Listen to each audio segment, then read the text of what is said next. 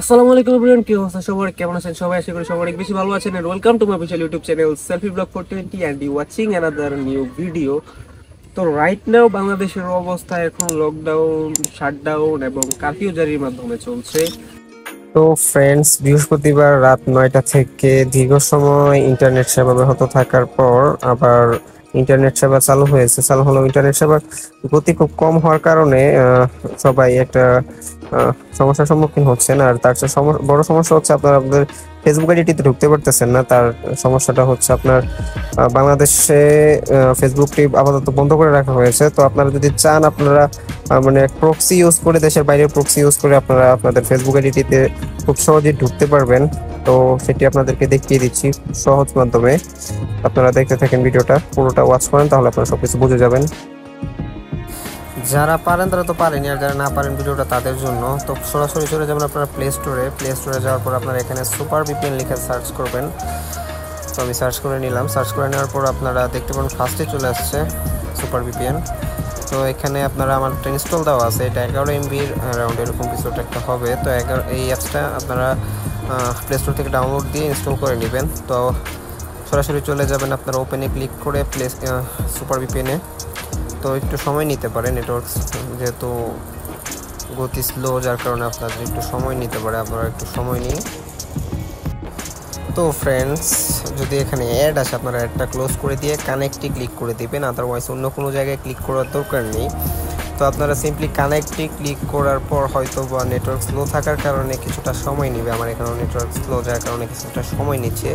তো আপনারা ধৈর্য ধরে অপেক্ষা করবেন কানেক্টিং হওয়া পর্যন্ত। কানেক্টিং হয়ে গেলে আপনারা খুব সহজেই ফেসবুকে ঢুকতে পারবেন। তো দেখি ধরেন কানেক্ট হয়ে যাওয়ার পর এরকম কানেক্টেড লেখা ভাসবে। তো আমি আবার আপনাদেরকে দেখিয়ে দিচ্ছি মার্ক করে, যদি দেখেন আপনারা এখানে কানেক্টেড লেখা চলে আসছে। তো আপনারা এটা এভাবেই রেখে সিম্পলি বেরিয়ে চলে আসবেন। আসার পর আপনারা ফেসবুকের উপর ক্লিক করবেন। ফেসবুকের উপর ক্লিক করার পর দেখবেন সিম্পলি আপনারা খুব সহজেই ফেসবুকটা ব্যবহার করতে পারতেছেন। তো আমার এখানে নেটওয়ার্ক স্লো থাকার কারণে দাঁড়ান আমি একটু ওয়েট করি।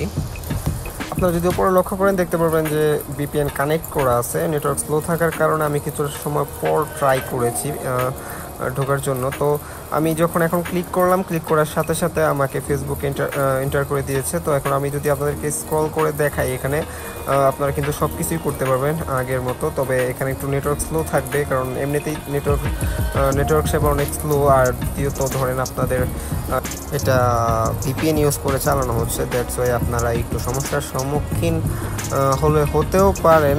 তবে আপনাদের যদি নেটওয়ার্ক সেবা ভালো থাকে, নেটওয়ার্ক স্পিড ভালো থাকে, তাহলে আপনারা অনায়াসে সব কিছু করতে পারবেন।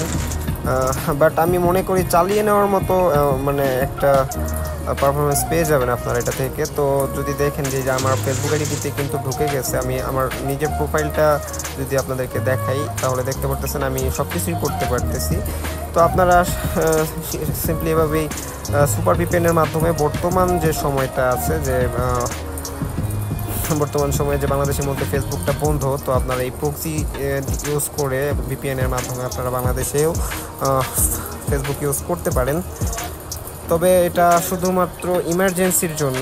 ধরেন আপনার খুব ইমার্জেন্সি, ফেসবুকে কোনো কাজ আছে বা আপনার কারোর সাথে কথা বলতে হবে দেশের বাইরে, তেমন যদি কোনো কিছু হয় বা তার চেয়ে ইমার্জেন্সি কিছু হয়, তাহলে আপনারা এটা ইউজ করতে পারেন, জাস্ট ইমার্জেন্সি পারপাসের জন্য এটা। তো ভিডিওটি যদি ভালো লেগে থাকে লাইক করবেন, কমেন্ট করবেন অ্যান্ড শেয়ার করবেন আপনাদের বন্ধুদের সাথে, যেন তারাও খুব সিম্পলি ফেসবুক বর্তমান সময়ে ইউজ করতে পারে। তো don't forget to smash the subscribe button, subscribe করতে ভুলবেন না। আপনাদের পাশে আছি সবসময়, আমি সাগর আহমেদ শান্ত। তো ফেসবুক ইউজ করা শেষ হয়ে গেলে আপনারা সিম্পলি আবার ওই অ্যাপসে ঢুকে, সুপার ভিপিএনের ঢুকে আপনারা কানেক্টেড যে লেখাটা থাকবে ওখানে টাচ করে ডিসকানেক্ট করে নেবেন, কারণ এটা দিয়ে আবার অন্য কোনো জায়গায় আপনারা ঢুকলে আপনাদের সমস্যা হতে পারে। দ্যাটস ওয়াই আপনারা এটা আবার ডিসকানেক্ট করে দেন অন্য অন্য যে প্ল্যাটফর্মগুলো আছে ওগুলো ইউজ করবেন। ডিসকানেক্ট হয়ে গেছে। তো এখন যদি আমরা বলি শিক্ষা প্রতিষ্ঠান কবে খুলবে সেই বিষয়টা, শিক্ষা প্রতিষ্ঠান কবে খুলবে সেই বিষয়টা যদি লক্ষ্য করি, এখানে আমাদের শিক্ষামন্ত্রী যা বলেছেন তা যদি আপনারা শুনেন। চলমান পরিস্থিতিতে বন্ধ রয়েছে দেশের সব শিক্ষা প্রতিষ্ঠান। তবে আন্দোলন সহিংসতা রুখতে সরকার কারফিউ জারির পর পরিস্থিতি অনেকটাই স্বাভাবিক হয়ে আসছে। আজ থেকে সীমিত পরিসরে খুলে দেওয়া হয়েছে ব্যাংক অফিস, চলছে গণপরিবহনও। এর মধ্যে প্রশ্ন উঠেছে শিক্ষা প্রতিষ্ঠান কবে খুলবে। এ প্রসঙ্গে নতুন তথ্য দিলেন শিক্ষামন্ত্রী। কি বললেন তিনি, জানাচ্ছেন সহকর্মী শাহাদাত রিফাত। গেল 1 জুলাই সরকারি চাকরিতে কোটা সংস্কারের দাবিতে আন্দোলন শুরু করে শিক্ষার্থীরা। তবে 15 জুলাই ঢাকা বিশ্ববিদ্যালয়ে আন্দোলনকারীদের উপর ছাত্রলীগের হামলার পরদিন থেকে সারা দেশে বিক্ষোভ ছড়িয়ে পড়ে।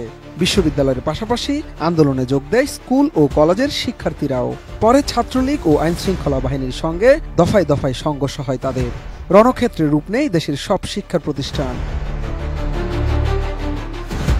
16 জুলাই পরিস্থিতি বিবেচনায় সারা দেশে মাধ্যমিক ও উচ্চ মাধ্যমিক পর্যায়ের সব শিক্ষা প্রতিষ্ঠান এবং পলিটেকনিক ইনস্টিটিউটের শ্রেণী কার্যক্রম অনির্দিষ্টকালের জন্য বন্ধ ঘোষণা করা হয়। এ বিষয়ে ওই দিন সন্ধ্যায় বিজ্ঞপ্তি প্রকাশ করে শিক্ষা মন্ত্রণালয়। বিজ্ঞপ্তিতে বলা হয়, বিদ্যালয় ও কলেজগামী শিক্ষার্থীদের নিরাপত্তার বিষয়টি বিবেচনায় নিয়ে শিক্ষা মন্ত্রণালয়ের আওতাধীন মাধ্যমিক ও উচ্চ মাধ্যমিক পর্যায়ের সব শিক্ষা প্রতিষ্ঠান এবং পলিটেকনিক ইনস্টিটিউট সমূহের শ্রেণী কার্যক্রম পরবর্তী নির্দেশনা না দেওয়া পর্যন্ত বন্ধ থাকবে। তবে আন্দোলন সহিংসতায় ঘিরে সরকারের কারফিউ জারির পর পরিস্থিতি অনেকটা স্বাভাবিক হয়ে আসছে। আজ থেকে সীমিত পরিসরে ব্যাংক অফিস খুলে দেওয়া হয়েছে। এরপরই প্রশ্ন দেখা দিয়েছে, কবে খুলবে শিক্ষা প্রতিষ্ঠান। এ প্রসঙ্গে কথা বলেছেন শিক্ষামন্ত্রী মহিবুল হাসান চৌধুরী। শিক্ষামন্ত্রী বলেন, এখনো শিক্ষা প্রতিষ্ঠান খুলে দেওয়ার পরিবেশ তৈরি হয়নি। এই মুহূর্তে শিক্ষার্থীদের নিরাপত্তাই তাদের কাছে সবচেয়ে গুরুত্বপূর্ণ।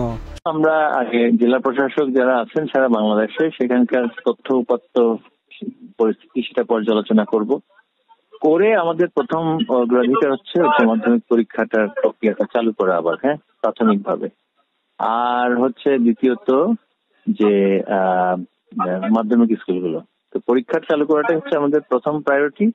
তবে এই সপ্তাহে যেহেতু পরিস্থিতি এখন আমরা পর্যবেক্ষণ করছি, জেলা প্রশাসকরা আমরা আশা করছি আগামী সপ্তাহের মধ্যে একটা পরীক্ষা সংক্রান্ত অন্তত বিষয়ে আমরা প্রতিষ্ঠানগুলো পরীক্ষার জন্য উচ্চ মাধ্যমিক পরীক্ষার জন্য কিছু একটা সিদ্ধান্ত নিতে পারবো।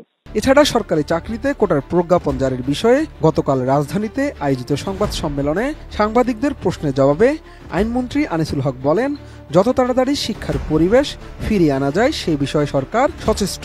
সবাই আশা করতে পারেন শীঘ্রই শিক্ষা প্রতিষ্ঠান খুলে যাবে। এর আগে কোটা সংস্কারের দাবিতে থাকা আন্দোলনকারীদের ক্লাসে ফেরার আহ্বান জানিয়েছেন প্রধান বিচারপতি ওবায়দুল হাসান। করোনার থাবায় শিক্ষাবর্ষ যখন লন্ডভন্ড, তখন তারা বসেছিলেন এসএসসি পরীক্ষায়, কিন্তু মাঝপথে এসে সেটিও পিছিয়ে যায় দেশ জুড়ে ভয়াবহ বন্যার কারণে। সেশন জটের আতঙ্ক নিয়ে উচ্চ মাধ্যমিকের 2টি শ্রেণী দ্রুত পার করে সেই শিক্ষার্থীরা যখন এবার এইচএসসিতে বসেছেন, সেখানেও বিপত্তি তাদের পিছু ছাড়েনি।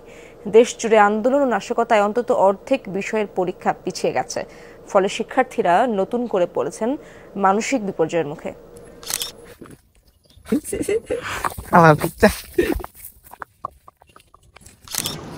আমি মনে করি বাংলাদেশের বর্তমান যে অবস্থাটা চলছে সেটি খুব দ্রুতই স্বাভাবিক হয়ে যাবে একটি সুন্দর সমাধানের মাধ্যমে।